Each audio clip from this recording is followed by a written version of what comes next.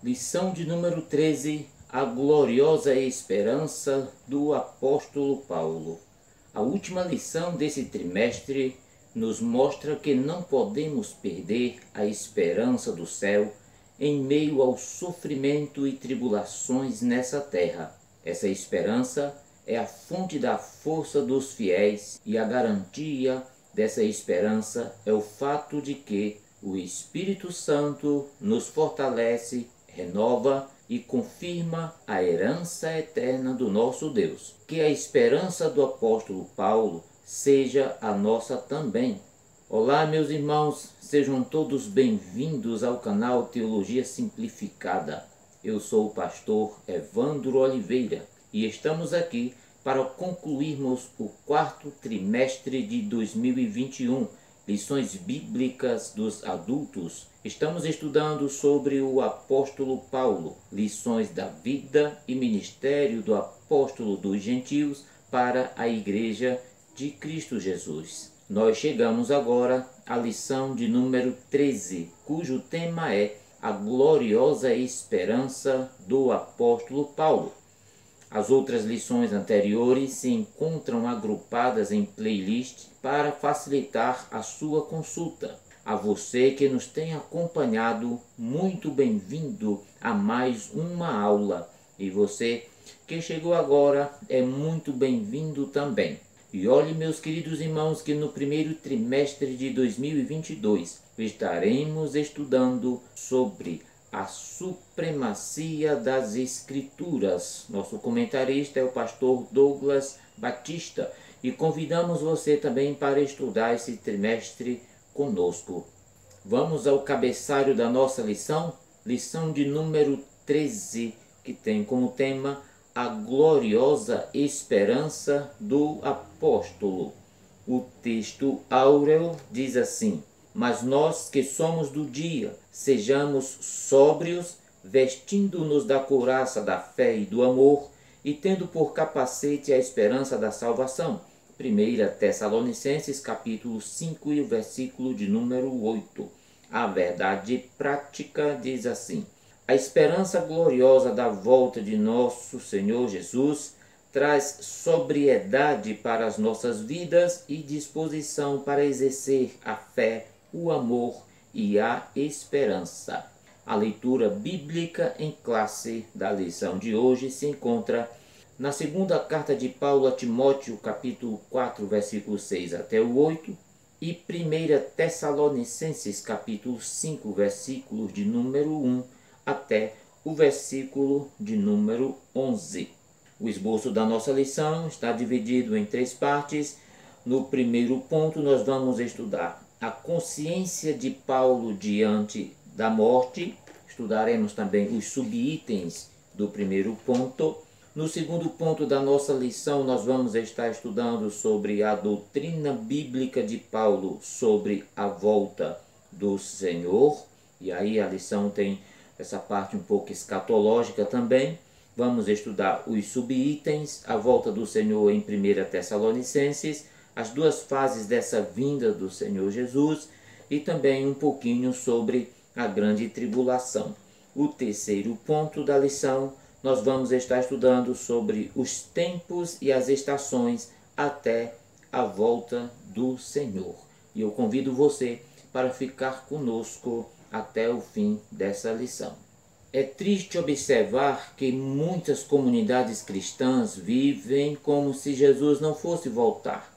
Seus membros vivem de modo mundano, desrespeitoso e egoísta. O cristão transformado pelo poder do Espírito Santo, contudo, persevera em sua peregrinação, vivendo nesse presente tempo de modo humilde, santo e consagrado, porque sabe que a qualquer momento seremos chamados para nos encontrarmos com o nosso amado Senhor e Salvador Jesus Cristo. É sobre essa bendita esperança que nós estudaremos nessa lição. Então não saia daí, fique conosco. A lição de hoje está maravilhosa. Mas antes de continuar, eu quero fazer 3 pedidos a você. Pode ser O primeiro pedido é, se você é novo por aqui, faça a sua inscrição no nosso canal agora e eu vou dar um tempo para você fazer isso. O segundo pedido que eu quero fazer a você é, assista o vídeo até o fim. Temos subsídios, mapas, imagens e muito mais para você enriquecer a sua aula e também ser edificado na palavra do Senhor. E o terceiro pedido é, caso você queira, deixe aí o seu comentário, porque ele é muito importante para todos nós. Muito bem, meus queridos irmãos, vamos para o primeiro ponto da nossa lição. No primeiro ponto da nossa lição, nós vamos estudar sobre a consciência de Paulo diante da morte. No primeiro item, nós vamos estudar uma morte como oferta de sacrifício. Segunda carta de Paulo a Timóteo, capítulo 4 e versículo de número 6. E eu quero ler esta referência com os meus irmãos. Segunda carta de Paulo a Timóteo, capítulo 4 e versículo 6. Eu já estou sendo derramado como uma oferta de bebida. Está próximo o tempo da minha partida. Combati o bom combate, terminei a corrida, guardei a fé. Agora me está reservada a coroa da justiça, que o Senhor, justo juiz, me dará naquele dia, e não somente a mim, mas também a todos os que amam a sua vinda. Veja, meus irmãos, que as convicções doutrinárias de Paulo acerca do futuro davam-lhe esperança para enfrentar a morte física de modo positivo. No texto de 2 Timóteo, capítulo 1, versículo 8 e 9, Paulo declara-se prisioneiro de Cristo, mesmo estando prisioneiro do Império Romano. Ele diz a Timóteo, portanto, não te envergonhe do testemunho de nosso Senhor, nem de mim, que sou prisioneiro seu.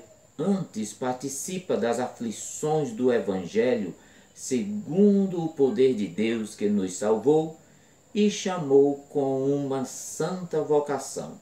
Na realidade, Paulo antevia sua morte como uma libação, isto é, como o derramar de sua vida em oferta pacífica perante o Senhor. Ele previa sua morte sem qualquer sentimento de medo nem de frustração e tinha consciência de que iria padecer pelo nome de Jesus. Veja, meus irmãos, que o Espírito Santo que guiava o apóstolo Paulo em todas as coisas fez com que ele sentisse que o tempo de sua partida estava próximo e Paulo usava um eufemismo comum para falar da sua própria morte. Ele via a sua morte como tendo feito um combate ferrenho, mas que chegava ao fim do combate como um vencedor, pronto para receber o seu galardão das mãos do grande general Jesus Cristo. Por isso mesmo, meus irmãos, ele diz assim: combati o bom combate. Muito bem, no segundo subitem do nosso ponto que fala sobre esta palavra, combati o bom combate, veja que Paulo esteve preso por 2 vezes em Roma, e você sabe que na primeira prisão a motivação era religiosa e estava ligada à perseguição contra os judeus em Roma, sob o domínio do imperador Cláudio. Mas veja, meus irmãos, que Paulo foi liberto, dando sequência à sua missão de pregar o Evangelho. No ano 54 d.C., assumiu o Império Romano o insano e cruel Nero. E olha isso, Nero provocou um terrível incêndio na cidade e culpou, sabe quem? Os cristãos, havendo uma grande destruição dos principais bairros da cidade de Roma. Veja, meus irmãos, que Paulo ainda estava fora de Roma, possivelmente em Troade, quando foi levado e preso pelos soldados de Nero. Chegando a Roma, dessa feita, a sua segunda prisão, ele não teve algumas regalias que teve na primeira prisão. Dessa vez ele foi lançado num lugar escuro, úmido, frio e desprovido de qualquer conforto. Foi nessa prisão que Paulo escreveu sua segunda carta a Timóteo. Ele entendeu que havia chegado a hora de enfrentar a morte. Por isso, na carta, ele não pede oração para ser liberto da prisão, mas apenas aconselhou Timóteo e a igreja sob o seu pastoreio. Quando ele declarou: combati o bom combate, acabei a carreira, guardei a fé. O apóstolo dos gentios estava tranquilo em poder morrer com a certeza de ter concluído sua carreira. Nessas palavras, Paulo trazia à memória toda a sua história e com erros e acertos não tinha do que arrepender-se, pois era o legado que este deixava para os seus companheiros nos últimos anos, como por exemplo Timóteo, Tito, Silas, Tíquico, Erasto, Trófimo, Priscila e Áquila e tantos outros. Muito bem, meus irmãos, terceiro subitem, gratidão e esperança. Mesmo estando sozinho na prisão, esperando o momento de sofrer o seu martírio, Paulo podia olhar para o presente da sua vida naquele momento como uma atitude serena. Ele sabia que não podia evitar a morte física. Deixar o corpo e galgar o céu na presença de Deus era a maior conquista. Significava mudar de endereço. Ele declarou aos coríntios, dizendo assim: mas temos confiança e desejamos antes deixar este corpo para habitar com o Senhor. 2 Coríntios capítulo 5 e 8. Aos filipenses, ele disse que o seu desejo era partir e estar com Cristo, porque isso é ainda melhor. Filipenses capítulo 1, versículo 23. Ele também podia olhar para o futuro com a certeza de seu galardão e ver pela fé que o seu trabalho não foi em vão, porque a coroa da justiça estava guardada para ele e que receberia essa coroa naquele dia. O texto de 2 Timóteo capítulo 4, versículo 8 contém suas palavras. Ele diz assim: desde agora a coroa da justiça me está guardada, louvado seja Deus. Vamos para o segundo ponto da nossa lição, a doutrina bíblica de Paulo sobre a volta do Senhor. Primeiro item, a volta do Senhor em 1 Tessalonicenses. Veja, meus irmãos, que o apóstolo deixa claro aos Tessalonicenses que era desnecessário perguntar acerca do tempo específico da vinda de Cristo, acerca dos tempos e das estações. Não necessitais de que se vos escreva. 1 Tessalonicenses capítulo 1, versículo 1. Cristo certamente virá, e há um tempo específico decretado para a sua vinda. Os termos tempos e estações também foram usados pelo Senhor Jesus em seu último discurso aos discípulos, logo depois da sua ressurreição. Jesus disse assim: não vos pertence saber os tempos e as estações que o Pai estabeleceu pelo seu próprio poder. Atos capítulo 1, versículo 7. Vejam, meus irmãos, que tanto os termos em 1 Tessalonicenses quanto em Atos dos Apóstolos trazem a noção da iminência da volta do Senhor. Por isso, devemos viver em vigilância em todo o tempo, não procurando adivinhar datas ou períodos, pois não sabemos o dia e nem a hora que o nosso Senhor há de voltar. O que sabemos é que Ele vai voltar. Louvado seja o nome do Senhor. Continue conosco, porque nós ainda temos muitas informações para passar para os meus queridos irmãos. Vamos para o segundo item da nossa lição. O segundo item diz assim: as duas fases dessa vinda. Veja, meus irmãos, cremos, professamos e ensinamos que a segunda vinda de Cristo é um evento a ser realizado em duas fases. A primeira é o arrebatamento da igreja antes da grande tribulação. Nesse momento, queridos irmãos, nós que estivermos vivos seremos arrebatados. 1 Tessalonicenses capítulo 4 e versículo 17, eu quero ler essa referência para você. 1 Tessalonicenses 4,17, que diz assim: depois nós, os que estivermos vivos, seremos arrebatados com ele nas nuvens para o encontro com o Senhor nos ares, e assim estaremos com nosso Senhor para sempre. A segunda fase é a sua segunda vinda em glória depois da grande tribulação e visível aos olhos humanos. Eis que vem com as nuvens, e todo olho verá, até os mesmos que o traspassaram, e todas as tribos da terra se lamentarão sobre ele. Sim, amém. Apocalipse capítulo 1, versículo 6. Nessa vinda gloriosa, Jesus retornará com os santos arrebatados da terra.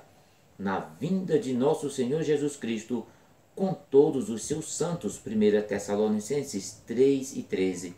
O arrebatamento da igreja é o termo que nós usamos para designar o rapto dos santos da face da terra para o encontro com o Senhor nos ares, porque o mesmo Senhor descerá do céu com alarido e voz de arcanjo e com a trombeta de Deus, e os que morreram em Cristo ressuscitarão primeiro.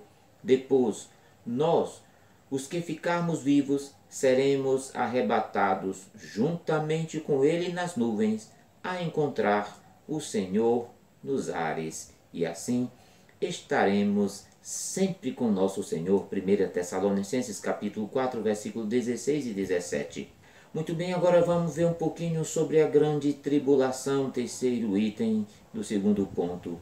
Vejam, meus queridos irmãos, que não passaremos pelo período do juízo divino, denominado de a grande tribulação. A igreja de nosso Senhor Jesus será retirada antes do período de derramamento do santo juízo, quando o anticristo instalar o seu governo mundial. Não estaremos mais aqui. Este ensinamento mostra aos Tessalonicenses, bem como à igreja de hoje, que vale a pena confiar e esperar a volta do nosso amado Senhor e Salvador Jesus Cristo. Terceiro ponto da nossa lição: dos tempos e das estações até a volta do Senhor. Primeiro, uma atenção à expressão dos tempos e das estações. Veja, meus irmãos, que o termo tempos e estações também foram usados pelo Senhor Jesus Cristo em seu último discurso aos discípulos, logo depois da sua ressurreição. Foi Jesus quem disse: não vos pertence saber os tempos e as estações que o Pai estabeleceu pelo seu próprio poder. Atos capítulo 1 e o versículo de número 7. Tanto os termos em 1 Tessalonicenses quanto em Atos dos Apóstolos trazem a noção da iminência da volta de nosso Senhor Jesus Cristo. Por isso, devemos viver em vigilância em todo o tempo, não procurando adivinhar datas ou períodos, pois não sabemos o dia nem a hora que o nosso Senhor há de voltar. Portanto, meus queridos irmãos, a bendita esperança de Paulo deve ser também a nossa. Ao longo do ministério do apóstolo, somos estimulados a viver no Espírito Santo e ao mesmo tempo viver em vigilância, preparando-nos para o encontro com nosso Senhor e Salvador Jesus Cristo. Que vivamos no Espírito, aguardando a bendita esperança. O Senhor Jesus pode voltar a qualquer momento para arrebatar a sua igreja. Andemos, pois, no Espírito. Muito bem, meus queridos irmãos, estamos concluindo mais um ano e eu aguardo você para o ano de 2022. No primeiro trimestre estaremos estudando as lições bíblicas, revista CPAD Adultos, cujo tema estaremos estudando sobre a supremacia das Escrituras Sagradas. Que Deus te abençoe hoje e sempre. Amém.